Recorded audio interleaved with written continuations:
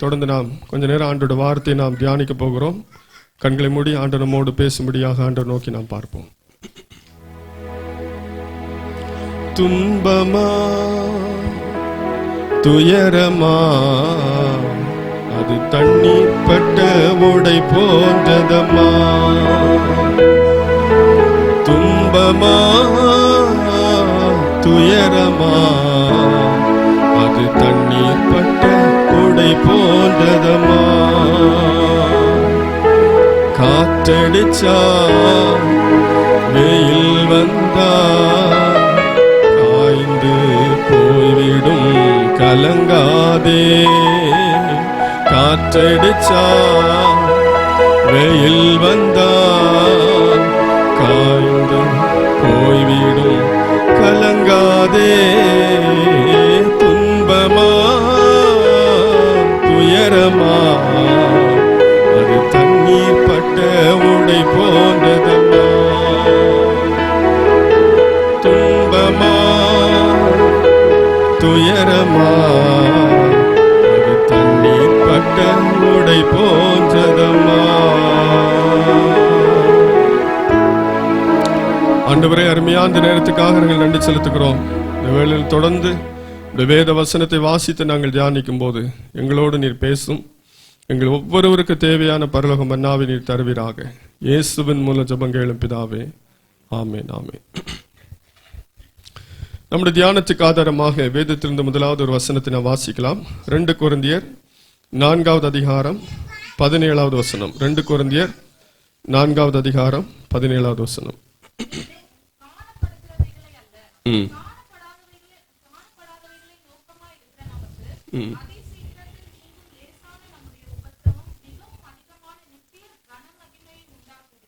ஆமென். அதிசீக்கிரத்தில் நீங்கும் லேசான நம்முடைய உபத்திரவம் அதிக நித்திய கன மகிமையை உண்டாக்குகிறது. அல்லேலூயா. நம்முடைய வாழ்க்கையில உபத்திரவங்கள் வரும்போதெல்லாம் நாம் சோர்ந்து போகிறோம். என்ன இந்த உபத்திரவம், ஏன் இந்த உபத்திரவம் என்று கேள்வி கேட்க ஆரம்பித்து விடுகிறோம், புலம்ப ஆரம்பித்து விடுகிறோம். உபத்திரவங்கள் ஒன்றும் புதிதானதல்ல. நாம் ஆராதிக்கிற ஆண்டவராக இயேசு கிறிஸ்து நமக்காக பாடுகளை சகித்தார். உபத்திரவங்களை அவர் கடந்து வந்தார். நிந்தனைகளையும் அவமானங்களையும் ஏற்றுக்கொண்டார். அல்லேலூயா. நம்முடைய வாழ்க்கையில் உபத்திரவம் வரும்போது நாம் பயந்து போக வேண்டிய அவசியம் இல்லை. வேதத்திலே உபத்திரவத்தை குறித்து நமக்கு நல்ல பாடங்கள் சொல்லப்பட்டிருக்கிறது.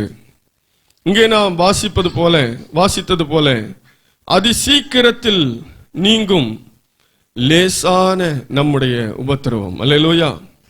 நமக்கு வருகிற உபத்திரவம் எல்லாம் எப்படிப்பட்ட உபத்திரவம்? லேசான உபத்திரவம். இந்த உபத்திரவம் சீக்கிரத்தில் நீங்கிவிடும். ரொம்ப நாள் நம்முடைய வாழ்க்கையில் உபத்திரவம் என்பது இல்லை. உபத்திரவம் என்பது ஒரு மனிதனுடைய வாழ்க்கையிலே கொஞ்ச நாட்கள் தான். அல்லேலூயா. அங்கே வாசிக்கிறோம், அதிசீக்கிரத்தில் நீங்கும் லேசான நம்முடைய உபத்திரவம். ஆனா அந்த லேசான உபத்திரவத்தையே நம்ம வாழ்க்கையில தாங்க முடியாம நம்ம என்ன செய்றோம்? கஷ்டப்படுறோம். அல்லேலூயா. அதிசீக்கிரத்தில் நீங்கிவிடும்.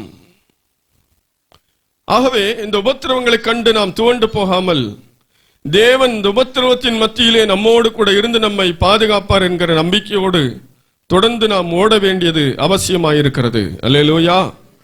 அல்லேலூயா. இன்னும் ரோமர் 8ஆம் அதிகாரம் 18ஆம் வசனத்தில் வாசிக்கும் போது, ரோமர் 8:18,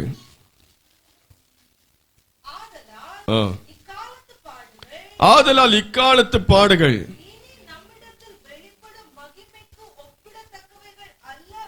இனி நம்மிடத்தில் வெளிப்படும் மகிமைக்கு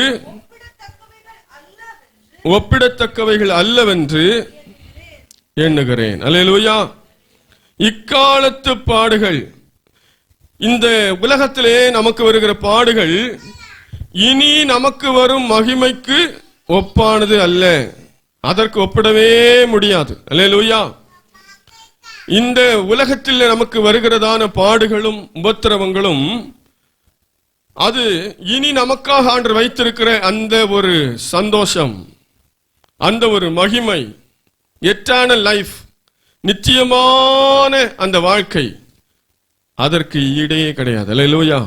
அது சொல்ல முடியாத ஒரு, அளவிட முடியாத ஆச்சரியமான ஒரு வாழ்க்கை. அந்த வாழ்க்கைக்கு இந்த பாடுகள் எல்லாம் ஈடே இல்லை. அல்லேலூயா. இதெல்லாம் ஒரு சாதாரணமான காரியம். அதான் சொல்லப்படுற லேசான உபத்திரவம். அல்லேலூயா. இக்காலத்து பாடுகள் இனி வரும் மகிமைக்கு ஒப்பானதல்ல, ஒப்பிடப்படத்தக்கது அல்ல. அல்லேலூயா. அதையும் இதையும் கம்பேர் பண்ணவே முடியாது. நான் இவ்வளவு பாடுபட்டேன், அதனால எனக்கு இவ்வளவு மகிமை அப்படிங்கறதெல்லாம் இல்ல.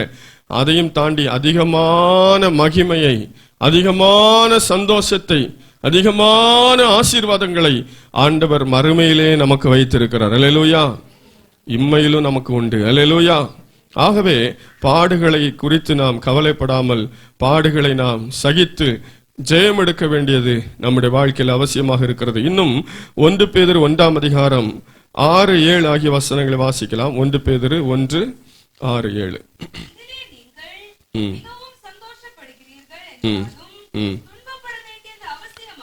துன்பப்பட வேண்டியது அவசியமானதால் இப்பொழுது கொஞ்ச காலம்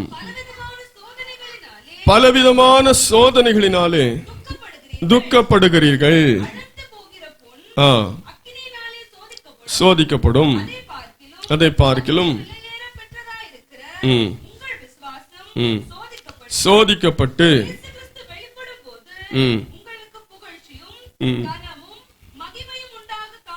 ஆமென். அல்லேலூயா. இப்ப வருகிற இந்த பாடுகள், இந்த சோதனைகள், இந்த உபத்திரவங்கள் எல்லாம் எதற்காக? நமக்கு புகழ்ச்சியும் கனமும் மகிமையும் உண்டாக்குவதற்காக. அல்லேலூயா. அல்லேலூயா. அழிந்து போகிற பொன் அக்கினியினால் என்ன செய்யப்படும்? சோதிக்கப்படும். அல்லேலூயா. அப்போ அதை பார்க்கிலும் அழியாத ஒரு வாழ்க்கை தேவன் நமக்கு தந்திருக்கிறார். அல்லேலூயா. எல்லாம் அழிந்து போகும், ஆனா நமக்குள்ள இருக்கிற ஆத்மா அழிவில்லாத ஆத்மா. அப்போ அழிந்து போகிற பொன்னே சோதிக்கப்பட வேண்டுமானால் அழிவில்லாத நம்முடைய ஆத்மா, நம்முடைய வாழ்க்கை கண்டிப்பாக சோதிக்கப்படும். அல்லேலூயா. ஆகவே அங்க என்ன சொல்லப்படுகிறது? துன்பப்பட வேண்டியது அவசியமானதால், துன்பப்பட வேண்டியது அவசியமானதால் இப்பொழுது கொஞ்ச காலம் பலவிதமான சோதனைகளினாலே துக்கப்படுகிறீர்கள். கொஞ்ச காலம் தான். அல்லேலூயா. அந்த வார்த்தை ரொம்ப முக்கியமானது. கொஞ்ச கால சோதனை. இந்த கொஞ்ச கால சோதனை கண்டிப்பாக உண்டு. பொன்னுக்கும் வெள்ளிக்கும் எப்படி புடம் இருக்கிறதோ அதே போல நம்முடைய வாழ்க்கை கண்டிப்பாக சோதனை உண்டு. அல்லேலூயா. சோதனை இல்லாம யாரும் இந்த உலகத்திலே வாழ்ந்து விடவே முடியாது. அல்லேலூயா. ஆகவே சோதனை கண்டிப்பாக உண்டு. அந்த சோதனை நாம் கடந்தே தீர வேண்டும். அந்த சோதனை நம்மை வேதனைப்படுத்துவதற்கல்ல, நம்மை ஆசீர்வதிப்பதற்கு. அல்லேலூயா. அதுதான் நாங்க வாசித்தோம். இந்த சோதனை கொஞ்ச கால சோதனை. அல்லேலூயா. அல்லேலூயா. நம்ம நிறைய நகையெல்லாம் போட்டிருக்கிறோம். இந்த நகையெல்லாம் கொஞ்ச நாள் என்ன செய்யுது, அதை உருவாக்கி நம்ம காதல் கழுத்தெல்லாம் தொங்க போட்டிருக்கிறோம். டெய்லியும் அதுக்கு சோதனை கிடையாது. அல்லேலூயா. அப்புறம் அது ரொம்ப நாள் என்ன செய்யும், தொங்கிட்டே தான் இருக்கும். அல்லேலூயா. அப்புறம் என்னைக்காவது ஒரு நாள் என்ன செய்யும், பழைய எப்படின்னு சிலது சோதிக்கப்படும். சிலது வருஷ வருஷமா அப்படியே என்ன செய்யும், லாக்கர்லேயே இருக்கும், பேங்க்லேயே இருக்கும், பீரோலேயே இருக்கும், உடம்புலேயே இருக்கும். அல்லேலூயா. இப்போ இதே போலதான் சோதனை கொஞ்ச கால சோதனை. அதற்கு பின்பு நமக்கு ஆசீர்வாதங்கள் உண்டு. எல்லாவற்றுக்கும் மேலாக நித்திய ஆசீர்வாதங்கள் ஏராளம் நமக்கு உண்டு. இன்னும் அதே 1 பேதுரு 5ஆம் அதிகாரம் 10ஆம் வசனத்தை வாசிங்க.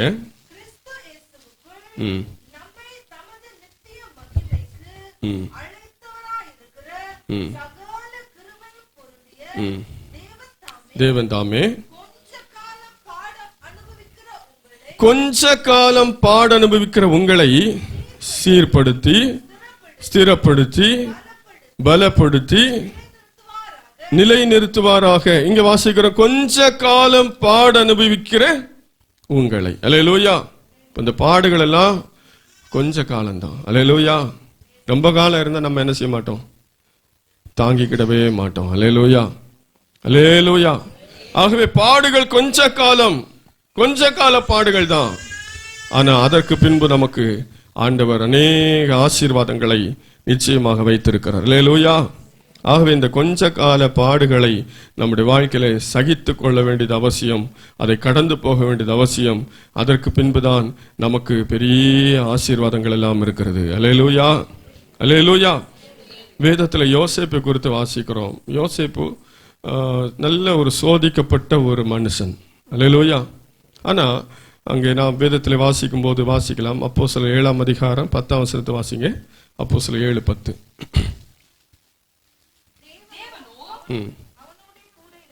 தேவனோ அவனோட கூட இருந்து எல்லா உபத்திரவங்களின்றும் அவனை விடுவித்து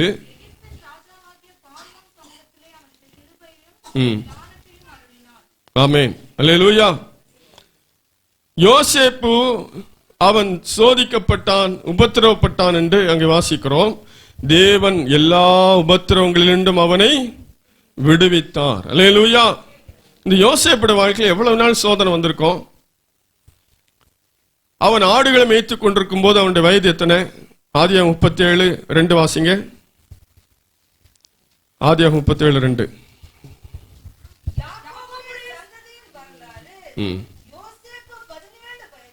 யோசேப்பு 17 வயதிலே தன் சகோதரரோட ஆடுகளை மேய்த்துக் கொண்டிருந்தான். போதும். அல்லேலூயா. யோசேப்பு 17 வயசுல ஆடு மேய்ச்சிட்டு இருந்தான்.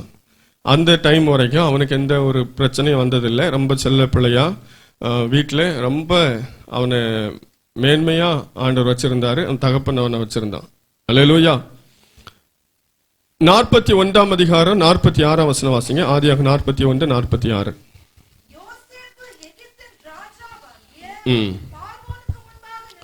பார்வோனுக்கு முன்பாக நிற்கும் போது போதும் 30 வயதா இருந்தான். அல்லேலூயா. ஆடு மேய்ச்சிட்டு இருக்கும் போது யோசேப்புக்கு எத்தனை வயசு? 17. அல்லேலூயா. பார்வோனுக்கு முன்பாக நிற்கும் போது யோசேப்புக்கு எத்தனை வயது? 30. இப்ப இடைப்பட்ட காலம் எத்தனை ஆண்டு? 13 ஆண்டுகள். அல்லேலூயா. இந்த 13 ஆண்டுகள் என்னெல்லாம் நடந்துச்சு? இந்த 13 ஆண்டுகளுக்குள்ளதான் அவன் சொப்பனம் பார்த்தான். அதனால அவனை பகைச்சாங்க. அவன் சகோதரர்களை விசாரிக்க போனா, அப்போ அவனை பிடிச்சு என்ன செய்தாங்க? கொலை செய்ய நினைச்சாங்க. ஆனாலும் பாவம் பார்த்து குழியில தூக்கி போட்டாங்க. அதுலேயும் பாவம் பார்த்து அவன் நினைச்சிட்டாங்க, அடிமையா வித்துட்டாங்க. எங்கேயா போய் பொழைச்சிக்கிட்டோம், நம்ம கண்ணு முன்னாடி இருக்கக்கூடாது, இவன் சொப்பனம் நிறைவேறக்கூடாதுன்னு சொல்லி எங்கேயாவது வெளிய தேசத்துக்கு அவன் போயிடணும் அப்படின்னு சொல்லி அவனை நினைச்சுதாங்க விட்டு போட்டாங்க. அங்க போய் கொஞ்ச நாள் அடிமையா வேலை செஞ்சுட்டு இருந்தான். வேலை செஞ்ச அந்த வீட்டில், போத்திபார் வீட்டில் அவனுடைய அந்த எல்லா நடக்கைகளையும் பார்த்து அந்த போத்திபார் அவன் நினைச்சுதான் வீட்டுக்கு அதிகாரியா மாத்திட்டான். கொஞ்ச நாள் அப்படி நல்லா தான் போயிட்டு இருந்துச்சு. திடீர்னு சொல்லி அவன் பொய்யாய் குற்றம் சாட்டப்பட்டு சிறைச்சாலையில் அடைக்கப்பட்டான். சிறைச்சாலையில் எத்தனை வருஷம் இருந்தான்? சுமார் 2 வருஷம் இருந்தான். அல்லேலூயா. இந்த 13 வருஷத்துல இவ்வளவு காரியம் நடந்திருக்கு. அவ்வளவு நாள் தான் அவனுடைய வாழ்க்கையில் என்னது? பாடுகள், உபத்திரவம், சோதனை எல்லாம். அல்லேலூயா. 30 வயசுல எல்லாமே முடிஞ்சு போச்சு. 30 வயதுல அவன் எங்க நிற்கிறான்? பார்வோனுக்கு முன்பாக நிற்கிறான். அதற்கு பின்பு அவனுக்கு ராஜ வாழ்க்கை. அல்லேலூயா, அல்லேலூயா. அருமையான தேவனுடைய பிள்ளைகளே, பாடுகளை தாண்டின பின்பு நமக்கு என்ன வாழ்க்கை? சொல்லுங்க. இப்பதானே சொன்னேன், என்ன வாழ்க்கை? நாங்கெல்லாம் பொம்பளைங்க பாஸ்டர், நீங்க ராணி வாழ்க்கை. அல்லேலூயா, அல்லேலூயா. ராஜ வாழ்க்கை, ராணி வாழ்க்கை யாருக்கு? பக்கத்து வீட்டில் இருக்கவங்களுக்கு, நமக்கு தான். பாடுகளை கண்டு ஒரு நாளும் பயப்படாதுங்க. பாடுகள் தான் நம்மை ராஜாக்களும் ராணிகளும் ஆக்கும். அல்லேலூயா. பாடுகள் நம்மை பிரபுக்களாக மாற்றும். அல்லேலூயா. பாடுகள் நம்மை சிறந்த மனிதர்களாக மாற்றும். அல்லேலூயா. பாடுகள் நம்முடைய வாழ்க்கையில உயர்வை கொண்டு வரும். ஆகவே யோசேப்புடைய வாழ்க்கையில அந்த ஒரு 13 வருஷத்துக்குள்ளதான் எல்லாமே நடந்துச்சு. அதுக்குள்ள நிறைய காரியங்களை அவன் கடந்து போனான். 30 வயசுல பார்வோனுக்கு முன்னாடி நின்னான். பயங்கர அதிகாரம், ஒரே நாள்ல அவனுக்கு அதிகாரம் கிடைச்சிச்சு, ஒரே நாள்ல அவனுக்கு மகிமை வந்துச்சு, ஒரே நாள்ல அவனுடைய பெயர் பிரஸ்தாபம் ஆயிடுச்சு, ஒரே நாள்ல எகிப்து தேசம் முழுவதைக்கும் அதிகாரியை மாறிவிட்டான். அல்லேலூயா. அப்போ நான் வாசித்தோம், கொஞ்ச காலம் பாடு அனுபவிக்கிற நீங்கள். அல்லேலூயா. ஆகவே பாடுகளை கண்டு நீங்க பின்வாங்கி போகாதுங்க. கொஞ்ச காலம்தான், அதை நம்ம கடந்து போயிடலாம். அதுக்கு பின்பு பெரிய ஆசீர்வாதத்தை வச்சிருக்க. ரிவர்ஸ்ல போனீங்க, பின்னாடி போயிட்டே இருந்தீங்க அப்படின்னா ஒரு நாள் நம்ம ஆசீர்வாதத்தை வாங்க முடியாது. அல்லேலூயா. பாடுகளை சகிப்போம், ஆண்டவர் நம்ம கூட இருக்கிறார். இன்னும் நாம் வேதத்திலே தாவீது குறித்து வாசிக்கிறோம். தாவீதுடைய வாழ்க்கையிலையும் அவரும் நிறைய பாடுகளை சகித்தார்.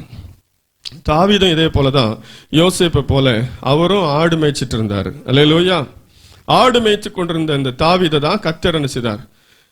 தெரிந்து கொண்டு அவனை தேடி கண்டுபிடித்து அவனை அபிஷேகித்தார். அல்லேலூயா. கிட்டத்தட்ட இந்த ஒரு பருவத்துல தான், அந்த ஒரு வாலிப பருவத்துல தான் ஆடுகள் மேய்க்கிற ஒரு பழக்கம் அவங்களுக்கு இருந்துச்சு.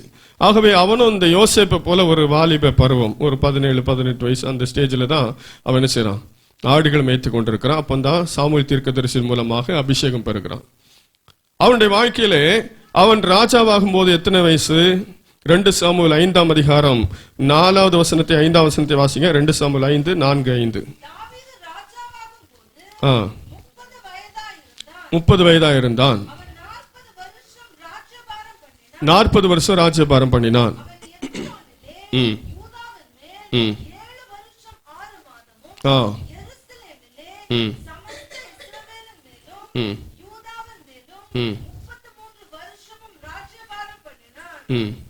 சரி, இங்க தாவீது ராஜாவாகும் போது எத்தனை வயதுன்னு வாசிச்சோம்? 30 வயது. அல்லேலூயா. யோசேப்பு 30 வயதுல பார்வோன்ட்ட நின்னா அதிகாரி மாறினான். தாவீதும் 30 வயதுல ராஜாவா மாறிட்டான். அல்லேலூயா. கிட்டத்தட்ட இந்த யோசேப்புடைய அந்த காலம், அந்த பீரியட் தான் இவனும் நினைச்சது இருக்கிறான். பாடுகள், இவனுக்கும் அந்த அபிஷேகம் கிடைக்கும் வரைக்கும் பிரச்சனை இல்லாம வாழ்ந்தாரு. ஜாலியா ஆடெல்லாம் மேய்ச்சிட்டு நல்ல ஒரு வாழ்க்கை, பாட்டு பாடிட்டு இசைக்கருவி வாசித்து ஆண்டவர் ஆராதிச்சுட்டு அப்படியே வாழ்ந்துட்டு இருந்தாரு. அபிஷேகம் என்னைக்கு அவர் கிடைச்சிச்சோ அன்னைக்குதான் பிரச்சனை ஆரம்பிச்சிச்சு. அல்லேலூயா. அல்லேலூயா. ஆகவே அந்த நாள் முதல் 30 வயது வரைக்கும் கொஞ்ச காலம் என்ன செய்தான்? அலைச்சல்கள், போராட்டங்கள், பல பிரச்சனைகள், சவுலுடைய அந்த தாக்குதல்கள், இதெல்லாம் நம்ம வாசிக்கிறோம். நிறைய காரியங்கள் அந்த 30 வயதுக்குள்ள அந்த குறுகிய அந்த காலத்துக்குள்ள நிறைய போராட்டங்களை தாவீது சந்தித்தான். அது சங்கீதங்கள்ல நம்ம நினைச்சிரோம், வாசிக்கிறோம். அல்லேலூயா. அந்த சிறு வயதுல எவ்வளோ போராட்டம், எவ்வளோ பிரச்சனை, எவ்வளோ பாடுகள். நம்ம அதை சில சங்கீதம் வாசிக்கும் போது தாவீது தாத்தான்னு நினைச்சிட்டு இருப்போம். இல்லை, அந்த வாலிப வயதுல அவ்வளவு அனுபவங்களை தாவீது, அவ்வளவு பாடுகளை நினைச்சுதான் கடந்து வந்தான். அல்லேலூயா. இப்ப கொஞ்ச காலம், அதுக்கு பிறகு 30 வயசுக்கு பிறகு, அதுக்கு பிறகு இடையிடையே சில பிரச்சனைகளுக்கு வந்தாலும் அப்புறம் என்னதான் நம்ம சொன்ன போல ராஜா வாழ்க்கை. அல்லேலூயா. ராஜாவா மாறி 40 வருஷம் என்ன செய்தார்? ராஜாவா வாழ்ந்து நல்ல பூரண வயதுள்ளவராய் அவர் மரித்தார் என்று பார்க்கிறோம். ஆகவே கொஞ்ச நாள் அவருடைய வாழ்க்கையில பட்ட பாடுகளுக்கு அதிகமாக அவருடைய வாழ்க்கையில ஆசீர்வாதங்களை பெற்றுக்கொண்டார். அல்லேலூயா. அல்லேலூயா. ஆகவே கொஞ்ச காலம் பாடு அனுபவிக்கிற நீங்கள், நம்முடைய வாழ்க்கையில வருகிற பாடுகளும் கொஞ்ச காலம் தான் இருக்கும். நம்ம தான் சில நேரம் அதை இழுத்து அடிச்சுட்டு கிடக்கும். அல்லேலூயா. பாடுகளை நம்ம தைரியமா சந்திச்சோம் அப்படின்னா அது ஈஸியா சீக்கிரமா கடந்து போயிடலாம். முடியாது நடம் பிடிக்கிறதுனால ரொம்ப நாள் பாடு இழுத்துட்டு கிடக்குதுன்னு நினைக்கிறேன். அல்லேலூயா. ஆகவே கொஞ்ச கால பாடு. யோபுடைய வாழ்க்கையில பாத்தீங்கன்னா சோதனை என்றாலே யோபு தான் ரொம்ப வாழ்க்கையில சோதிக்கப்பட்டார். யோபுடைய வாழ்க்கை தான் நமக்கு எடுத்துக்காட்டு. வேதத்திலே ரொம்ப சோதனையை சந்தித்த ஒரு மனிதன் என்று சொன்னால் யோபு. யோபுடைய வாழ்க்கையில் எவ்வளவு நாள் சோதனை இருந்திருக்கும்? ஒரு வருஷம் அல்லது ஒரு 2 வருஷம் இருந்திருக்கும்னு நினைக்கிறேன். அல்லேலூயா. அந்த காலம் தெளிவாக சொல்லப்படவில்லை. ரொம்ப வருஷம் எல்லாம் அவர் அங்க சோதிக்கப்படல. அவன் வந்த சோதனை பயங்கரமான சோதனை. ஆனா காலம் குறுகிய ஒரு காலம் தான். கொஞ்ச காலம் அவருடைய வாழ்க்கையில பயங்கர சோதனையை சகித்தார், பயங்கர பாடுகளை சகித்தார், பயங்கரமாக உபத்திரவப்பட்டார். உயிர் மட்டும்தான் இருந்துச்சு, மற்ற எல்லாம் போயிருச்சு. அவ்வளவு பயங்கரமான உபத்திரவம். ஆனா யோபுடைய வாழ்க்கை நம்ம வாசிக்கிறோம். கர்த்தர் அவனுடைய முன்னிலைமை பார்க்கல பின்னிலைமையை இரண்டத்தனையாக ஆசீர்வதித்தார். அல்லேலூயா. இழந்து போன எல்லாவற்றையும் இரட்டத்தனையாக திருப்பி கொடுத்தார். இழந்து போன எல்லா மகிமையும் அவனை தேடி வந்தது. அவனை விட்டு தூரம் போன நண்பர்கள், உறவினர்கள் அவனை தேடி வந்தார்கள். அவனுக்கு காணிக்கை கொண்டு வந்தார்கள், வெகுமதியை கொண்டு வந்தார்கள். அல்லேலூயா. அப்போ கொஞ்ச கால பாடு நம்முடைய வாழ்க்கையில பெரிய ஆசீர்வாதத்தை கொண்டு வரும். யோபு பாடுபடுவதற்கு முன்பதாக இருந்ததை விட 100 மடங்கு ஆசீர்வாதமாக மாறிவிட்டான். ஏற்கனவே பயங்கரமான ஆசீர்வாதம். சொன்னா, என்னுடைய கால்களை நெய்யினால் கழுவினேன். அல்லேலூயா, அல்லேலூயா. இன்னைக்கு பிரியாணிக்கு நெய் வாங்கி ஊத்த கூட இல்லாம எதையாவது போட்டு கிண்டி சாப்பிட்றோம். அல்லேலூயா. அவருக்கு நெய்யை என்ன செய்தார்? கால்களை கழுவுறதற்கு நெய்யை பயன்படுத்தினாராம். அவ்வளவு ஆசீர்வாதம் ஏற்கனவே இருந்தார். உபத்திரப்பட்ட பின்பு அது டபுள் ஆகிருச்சு. அல்லேலூயா. அப்போ ஒரு நெய்யிலே குளிச்சாரான்னு தெரியல. அல்லேலூயா. அது ஆசீர்வாதத்தை குறிக்கிறது. அல்லேலூயா. ஆகவே அவ்வளவு ஒரு ஆசீர்வாதம் பாடுகளுக்கு பின்பு. ஆகவே பாடுகளை கண்டு ஒரு நாளும் பயப்பட வேண்டாம். பாடுகளுக்கு பின்பு நமக்கு ஆசீர்வாதம் உண்டு. எல்லாவற்றுக்கும் மேலாக நித்திய ஆசீர்வாதம் நமக்கு அதிகமாக உண்டு. அல்லேலூயா. நம்முடைய வாழ்க்கையில் வருகிற பாடுகள் எல்லாம் நமக்கு நன்மைக்கே. நமக்கு தெரியும், ரோமர் 8ஆம் அதிகாரம் 28ஆம் வசனத்தில் வாசிக்கும் போது வாசிக்கலாம். ரோமர் 8:28.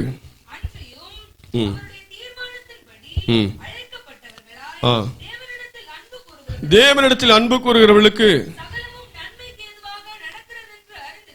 சகலமும் நன்மைக்கு ஏதுவாக நடக்கிறது என்று அறிந்திருக்கிறோம். அல்லேலூயா. நம்ம வாழ்க்கையில எல்லாமே எதுக்கு தான் நடக்குது? நன்மைக்கு தான். அல்லேலூயா. பாடுகள் வந்தாலும், உபத்திரவங்கள் வந்தாலும், வேதனைகள் வந்தாலும், சோதனைகள் வந்தாலும் எல்லாம் நன்மைக்கு தான். அல்லேலூயா. சகலமும், அவரிடத்தில் அன்பு கூறுகிறவர்களுக்கு சகலமும் நன்மைக்கு ஏதுவாக நடக்கிறது. நம்முடைய வாழ்க்கையில் உபத்திரம் வந்தது நல்லது என்று நாம் சொல்லும் அளவுக்கு நம்முடைய வாழ்க்கையில நாம் வளர வேண்டும். 119ஆம் சங்கீதத்திலே 67ஆம் வசனத்தை வாசிங்க.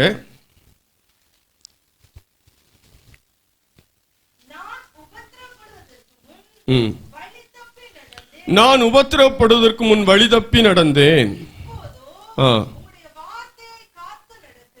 ஓஹோ, அல்லேலூயா. அவர் சிலர் உபத்திரப்படுவதற்கு முன்பாக எப்படி நடந்தேன்? வழி தப்பி நடந்தேன். இப்போதோ உம்முடைய வார்த்தையை காத்து நடக்கிறேன். அப்ப உபத்திரவம் எதற்காக? நாம் சரியான வழியிலே நடக்கும்படிக்காக. அல்லேலூயா. நான் பிள்ளைங்க தப்பு செஞ்சா நம்ம என்ன செய்றோம்? அடி கொடுக்கிறோம். அல்லேலூயா. பப்ளிக்ல தப்பு பண்ணா நம்முடைய காவல்துறை அல்ல நீதிமன்றம் அவங்களுக்கு தண்டனை கொடுக்குது. எதுக்காக? திருந்துவதற்காக. அல்லேலூயா. அதே போல நான் உபத்திரப்படுவதற்கு முன் எப்படி நடந்தேன்? வழி தப்பி நடந்தேன். இப்பொழுதோ உம்முடைய வார்த்தையை காத்து நடக்கிறேன். அப்ப உபத்திரவம் நம்முடைய வாழ்க்கையில வந்தது எதற்காக? நாம் அவருக்கு பிரியமாய் நடப்பதற்காக. உபத்திரம் நம்ம வாழ்க்கையில வரலன்னா நம்முடைய இஷ்டம் போல நம்ம வாழ்ந்திருப்போம். அது 71ஆம் வசனத்தை வாசிங்க.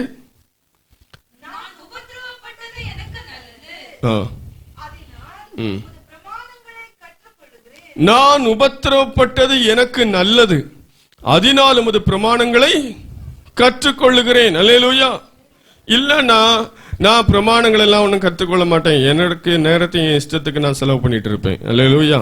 அப்போ உபத்திரவப்பட்டது நல்லது, அதனால் பிரமாணங்களை கற்றுக்கொள்ளுகிறேன், அதனால் உடைய வார்த்தையை காத்து நடக்கிறேன். அப்ப நம்முடைய வாழ்க்கையில நிறைய பேருடைய வாழ்க்கையில ஆண்டவர் உபத்திரவத்தை தந்தது நம்மை திருத்துவதற்காக, நம்மை சரியான பாதையில் நடத்துவதற்காக, நாம் ஆண்டவரை அறிந்து கொள்வதற்காக. அல்லேலூயா. உபத்திரம் வரல அப்படின்னா நம்ம ஆண்டவர் அறிஞ்சிருக்க மாட்டோம். ஏசாயா 48ஆம் அதிகாரம் 10ஆம் வசனத்தில் சொல்லப்பட்டிருக்கிறது, வாசிக்கலாம். ஏசாயா 48:10.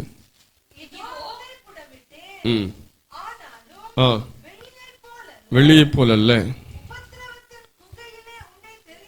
உபத்திரவத்தின் குகையிலே உன்னை தெரிந்து கொண்டேன். அல்லேலூயா, அல்லேலூயா.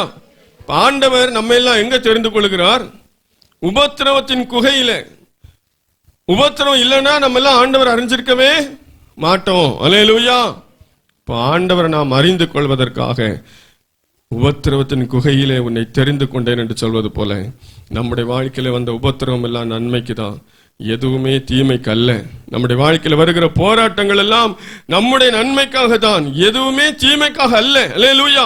யோசேப்புடைய வாழ்க்கையில போராட்டம் வராம இருந்திருந்தா யோசேப்பு கடைசி வரைக்கும் ஆடு மேய்ச்சி ஒரு ஆட்டு மேய்ப்பனாக தான் செத்திருப்பான். அல்லேலூயா. அதுல ஒரு மேன்மையான அனுபவமும் இருந்திருக்காது. எல்லாரையும் போல ஆடுகளை மேய்ச்சி அவனும் அழித்திருப்பான். அவன் வாழ்க்கையில் உபத்திரம் வந்தனாலதான் அவன் அதிகாரியா மாற முடிஞ்சிச்சு. தேசத்தை பாதுகாக்க முடிந்தது, தன் குடும்பத்தை பாதுகாக்க முடிந்தது, சுற்றிலிருந்த தேச ஜனங்களையும் பாதுகாக்க முடிந்தது. அல்லேலூயா.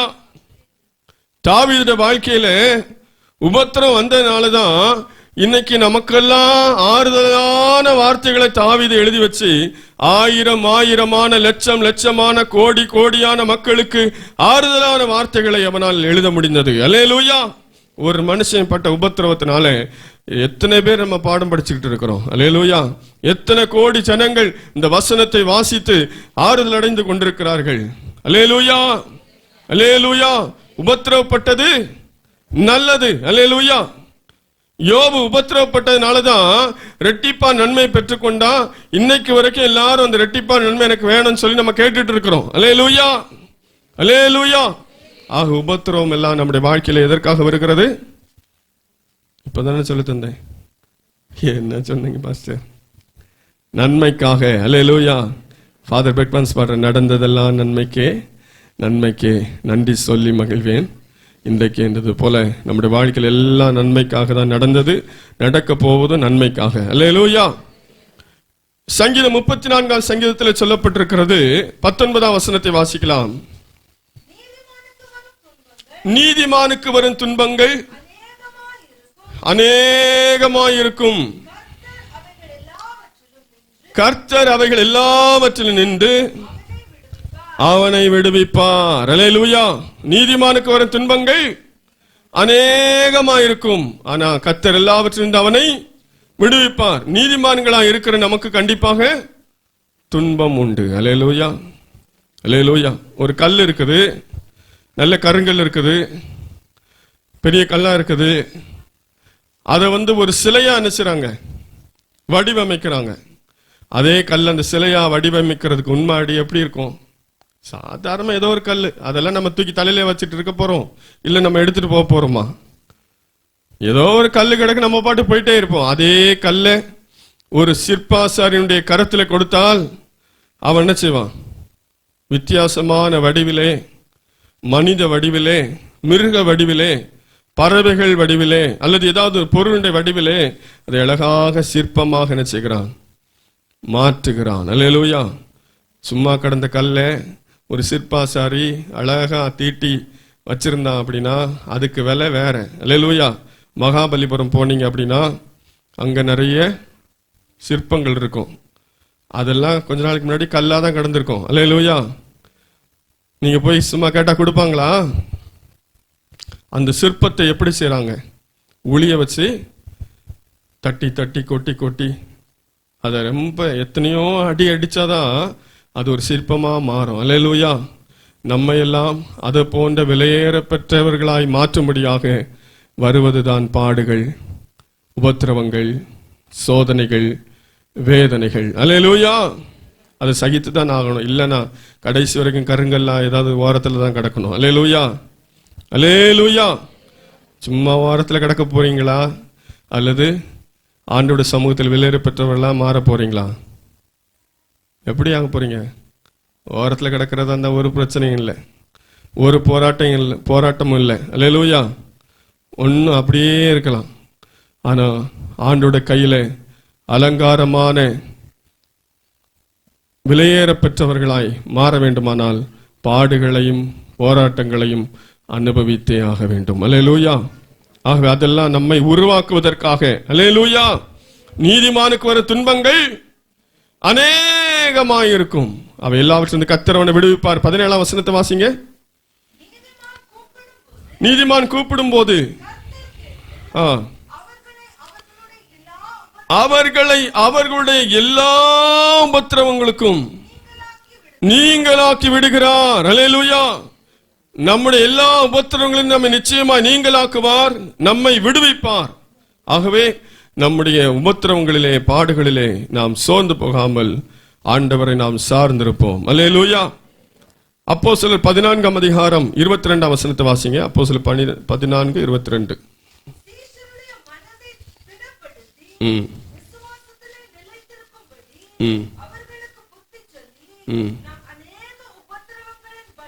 நாம் அநேக உபத்திரவங்கள் வழியாய் தேவனுடைய ராஜ்யத்தில் பிரவேசிக்க வேண்டும் என்று சொன்னார்கள். அல்லேலூயா. எதன் வழியாய் பிரவேசிக்கணும்? உபத்திரவங்கள் வழியாய். பரலோகத்துக்கு போகிற வழியிலே கண்டிப்பா என்ன உண்டு?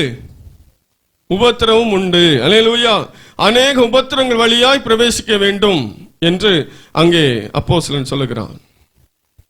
உபத்திரவம் இல்லாம இப்படி சுத்தி ஏதாவது போலாமா? ஷார்ட்கட் ஏதாவது இருக்குதா? கூகுள் மேப்ல போட்டு போயிடலாமா அப்படின்னா எங்கேயும் போக முடியாது. அல்லேலூயா. போலாம், ஒரே ஒரு இடத்துக்கு போலாம், நரகத்துக்கு போலாம். அங்க போறவங்களுக்கு பிரச்சனையே இல்லை. அல்லேலூயா. சில கேட்கறான், ஆண்டவரே நான் சர்ச்சைக்கு போறேன், ஆராதிக்கிறேன், எனக்கு ஏன் அவ்வளவு பிரச்சனை? அவங்க எதுக்குமே போறதில்ல, ஆராதிக்கிறதுல இஷ்டம் போல வாழ்றாங்க, குடிக்கிறாங்க, கொண்டாடுறாங்க, கும்மாளம் போடுறாங்க, அவங்களுக்கு எந்த பிரச்சனையுமே இல்லையா? ஆமா, அவங்களுக்கு எந்த பிரச்சனையும் கிடையாது. எல்லா பிரச்சனையும் சேர்த்து வச்சு கடைசியில இருக்கு. அல்லேலூயா. அல்லேலூயா. இப்போ பிரச்சனையை பார்த்தா பிறகு சந்தோஷமா இருக்கலாம். இப்போ ஜாலியா இருக்க நினைச்சா நித்திய காலமாய் வேதனையில தான் இருக்கணும். அல்லேலூயா. ஆக உபத்திரவங்களின் வழியாய் நாம் பரலோக ராஜ்யத்திற்கு போக வேண்டும் என்று அங்கே சொல்லப்பட்டிருக்கிறது.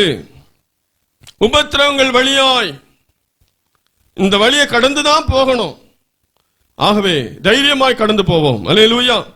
ரோமர் 5ஆம் அதிகாரம் 3-4 வாசிங்க.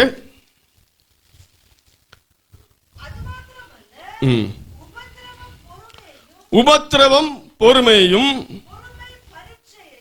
பொறுமை பரீட்சையையும், பரீட்சை நம்பிக்கையையும் உண்டாக்குகிறது நாங்கள் அறிந்து உபத்திரவங்களிலேயும் மேன்மை பாராட்டுகிறோம். அல்லேலூயா. உபத்திரவம் நமக்கு பொறுமையை படிப்பிக்கிறது, பரீட்சை உண்டாக்குறது, நம்பிக்கை உண்டாக்குறது. உபத்திரப்படுறதுனாலதான் வாழ்க்கையில என்ன செய்ய முடியும்? ஆவிக்குரிய ஜீவியத்துல முன்னேற முடியும். ஆகவே எங்கள் உபத்திரவங்களிலே மேன்மை பாராட்டுகிறோம். அல்லேலூயா. அல்லேலூயா. உபத்திரவத்துல மேன்மை பாராட்டுறவங்களா இருக்கணும். சும்மா அழுது கண்ணீர் வடிச்சிட்டு இருக்கக்கூடாது. அல்லேலூயா. உபத்திரவத்துல மேன்மை பாராட்டுகிறோம். அதனால நிறைய காரியத்தை நாங்க தெரிஞ்சுக்கிட்டோம். அதனால எங்க வாழ்க்கையில நிறைய ஆசீர்வாதம் இருக்கு. அதனால எங்க ஆவிக்குரிய ஜீவியத்துல வளர்ச்சி இருக்கு அப்படின்னு அவங்க சொல்றாங்க. அல்லேலூயா.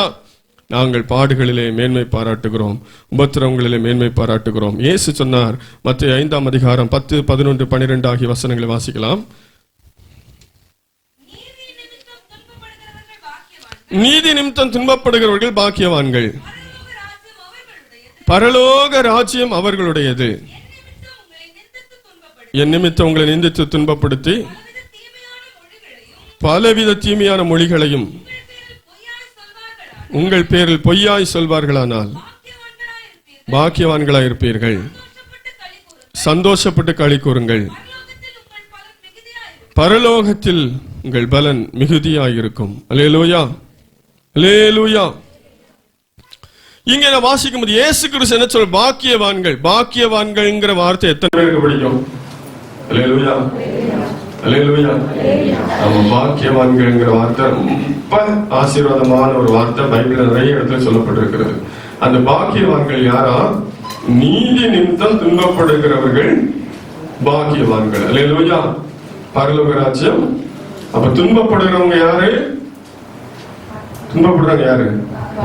சும்மா வம்பெடுத்து துன்பப்படுறவங்க இல்ல, நீதி நிமித்தம் துன்பப்படுகிறவர்கள் பாக்கியவான்கள். நம்ம துன்பம் நம்ம வாழ்க்கையில் இருக்கிறா நம்ம நினைச்சுக்கலாம், நம்ம யாரு? பாக்கியவான்கள். அல்லேலூயா.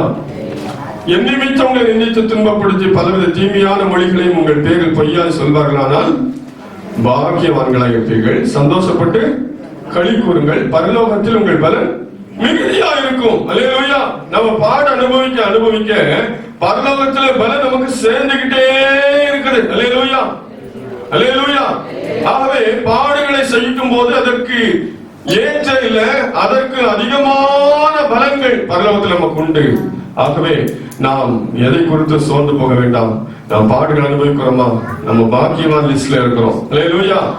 ஆகவே பாடுகளை நாம் அனுபவிப்போம். யோவான் இன்னும் இயேசு கிறிஸ்து யோவான் எழுதின சுவிசேஷத்திலே 16ஆம் அதிகாரத்தில் 33ஆம் வசனத்திலே சொல்லுகிறார். வாசிக்கலாம். என்னிடத்தில் உங்களுக்கு சமாதானம் உண்டாயிருக்கும் பொருட்டு இவைகளை உங்களுக்கு சொன்னேன். உலகத்தில் உங்களுக்கு உபத்திரவம் உண்டு. உலகத்தில் உங்களுக்கு உபத்திரவம் உண்டு. ஆனாலும் திடன் கொள்ளுங்கள். நான் உலகத்தை ஜெயித்தேன் என்று. நான் உலகத்தை ஜெயித்தேன் என்றார். அல்லேலூயா. இயேசு கிறிஸ்து சொன்னது என்னது? உலகத்தில் உங்களுக்கு உபத்திரவம் உண்டு, ஆனாலும் திடன் கொள்ளுங்கள். அல்லேலூயா. நான் உலகத்தை ஜெயித்தேன். அப்போ இயேசு கிறிஸ்து நமக்கு நிச்சயமா சொல்லியிருக்கிறாரு, அவருடைய பிள்ளைகள், அவரை ஆராதிக்கிறவர்கள், பின்பற்றுவர்களுக்கு என்ன உண்டு? உபத்திரம் உண்டு, ஆனாலும் திடன் கொள்ளுங்கள், நான் உலகத்தை ஜெயித்தேன். அல்லேலூயா. அவன் யாராவது உங்களுக்கு உபத்திரமே கிடையாது, உங்களுக்கு கண்ணீரே வராது, உங்க கண்ணீர் வரதுக்கு முன்னாடியே அந்த எல்லாத்தையும் தொடச்சிருவாரு. அல்லேலூயா. கண்ணீர் வரவே விட மாட்டார் அப்படின்னு சொன்னாருங்க அப்படின்னா நம்பாருங்க. அல்லேலூயா. இயேசு கிறிஸ்து உலகத்தில் உபத்திரமோ உண்டு. அப்போஸ்தலன் சொன்னா உபத்திரங்கள் வழியே பரலோகத்துக்கு நாம் கடந்து போக வேண்டும். அல்லேலூயா. அதுதான் வழி, ஒரே ஒரு வழிதான், வேற வழியெல்லாம் கிடையாது. இங்க நம்ம ரூட்டு போட்டு அங்க எங்கேயா சந்து முதலாம் பூந்து போற மாதிரி எந்த வழியாகவும் பரலோகம் போக முடியாது. ஒரே ஒரு வழி, இயேசு நானே வழியும் சத்தியமும் ஜீவனமாக இருக்கிறேன். இந்த இயேசு பாடுகளை சகித்தது போல நமக்கும் பாடு உண்டு, பாடுகளை கடந்து போக வேண்டும். அல்லேலூயா. ஆகவே அது சீக்கிரத்தில் நீங்கும் லேசான இந்த உபத்திரவம். அல்லேலூயா. நமக்கு அதிகமான கன மகிமை உண்டாக்கும். கண்களை மூடி ஆண்டவரை நோக்கி நாம் பார்ப்போம். கிறிஸ்துவ வாழ்க்கையில பாடுகளை கண்டு பயப்படக்கூடாது. பாடு உண்டு, ஆனால் அதுல வெற்றி உண்டு. பாடுகளை விட 1000 மடங்கு 10,000 மடங்கு அதிகமாக நமக்கு ஆசீர்வாதங்கள் உண்டு. ஹல்லேலூயா. ஆமென். ஹல்லேலூயா. அர்ப்பணிப்போமா? நான் பாடுகள் வழியாக போறேன், என்னை அர்ப்பணிக்கிறேன்ப்பா. பாடுகளை சகிக்க என்னை அர்ப்பணிக்கிறேன். பாடுகளை கண்டு நான் பின்வாங்க மாட்டேன். ஆண்டவரே, வீரங்களுக்கு முன்னோடியப்பா. அர்ப்பணிங்க. பாடுகளை கடந்து போலாம். ஒன்னும் நம்மை சேதப்படுத்தாது. ஆமென். ஹல்லேலூயா. யாருகளை கடக்கும் போது உன்னோடு இருப்பேன். நீ அக்கையில் நடக்கும் போது நான் உன்னோடு இருப்பேன். ஹல்லேலூயா. தண்ணீர்களை கடக்கும் போது நான் உன்னோடு இருப்பேன். நான் உனக்கு விலகுவதும் இல்லை, என்னை கைவிடுவதும் இல்லை என்று சொன்ன ஆண்டவர் நம்மோடு கூட இருக்கிறார். சாத்ராக், மேஷாக், ஆபேத்நேகோ என்பவர்கள் அக்கினி சூளையிலே போடப்பட்டு போனார். அவர்களோடு இயேசு நடந்தார், அவர்களோடு இயேசு உலாவினார். அருமையான தேவனுடைய பிள்ளையே, உன் பாடுகள் மத்தியிலே கர்த்தர் உன்னோடு நடக்கிறார். அவரின் கரத்தை பிடித்து நடத்துவார்.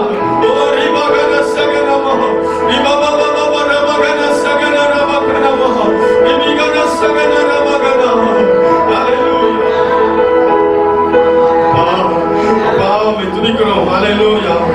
நீதிமானை அனுதினமும் சோதிக்க பல்வேறு துன்பம் வந்தும், நீதிமானை அனுதினமும் சோதிக்க பல்வேறு துன்பம் வந்தும், கர்த்தர் அன்பை விட்டு நீங்க சுத்தனாய் நிலைத்திருப்பேன்.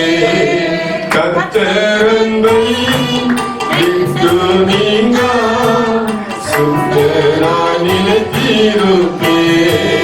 தேவ சித்தம் நிறைவேற என்னையும் ஒப்படைக்கிறேன். தேவ சத்தம் என் உள்ளம் பலமாக கவனிக்கிறேன்.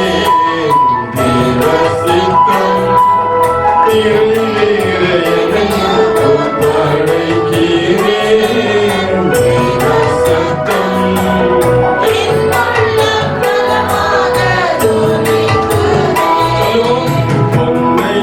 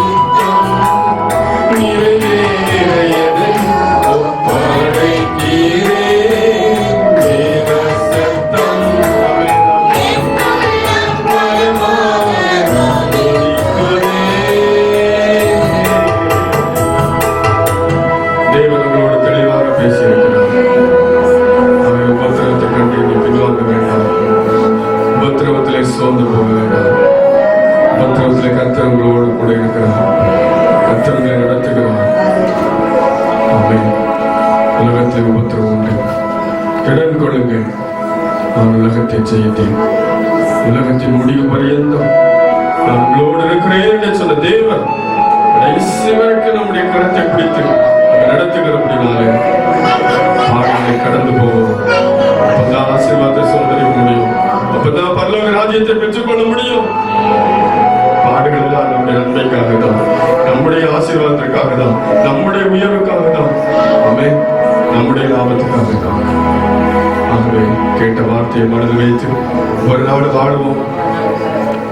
நிச்சயமாய் ஆண்டவர் பலப்படுத்துவார். ஜெபிப்போம். அதிகமாக நேசிக்கிற பிதாவே, ஆசீர்வதிக்கப்பட்ட நேரத்துக்காக நன்றி செலுத்துகிறோம். இந்த வேளையில் நாங்கள் கொஞ்ச நேரம் உண்மை ஆராதிக்க, உண்மை பாடி மகிமைப்படுத்த, இந்த வேத வசனங்களை தியானிக்க எங்களுக்கு கொடுத்த கிருபைக்காக ஸ்தோத்திரப்பா. ஆண்டவரே, நாங்கள் வேத வசனங்களை வாசித்தது போல அதை சீக்கிரத்தில் நீங்கும் லேசான உபத்திரம் என்று நாங்கள் வாசித்தோமே, அதிக நித்திய கனமகிமை உண்டாக்கும் என்று வாசித்தோமே. ஆண்டவரே, ஆகவே எங்கள் வாழ்க்கையில் ஆண்டவரே உபத்திரங்கள் எல்லாம் சகித்து எங்களுக்காக நீர் வைத்திருக்கிறேன் அந்த கனத்தையும் மகிமையும் சோதரித்துக் கொள்கிறவத்தாங்க. எல்லாரும் அப்படியே நீர் பலன் கொடுக்கிறாங்க, எல்லாரையும் ஆளுகை செய்கிறாங்க, எல்லாரையும் ஆசீர்வதிக்கிறாங்க. பாடுகளை சகிக்க பலனை கட்டளையிடுகிறாங்க, தைரியத்தை கொடுக்கிறாங்க, விசுவாசத்தை கொடுக்கிறாங்க, பொறுமையை கொடுக்கிறாங்க. ஆண்டவரே ஸ்தோத்திரத்தாவே இதை ஆளுகை செய்யும். ஒருடைய வாழ்க்கையின் தேவைகளையும் அறிந்திருக்கிறேன்.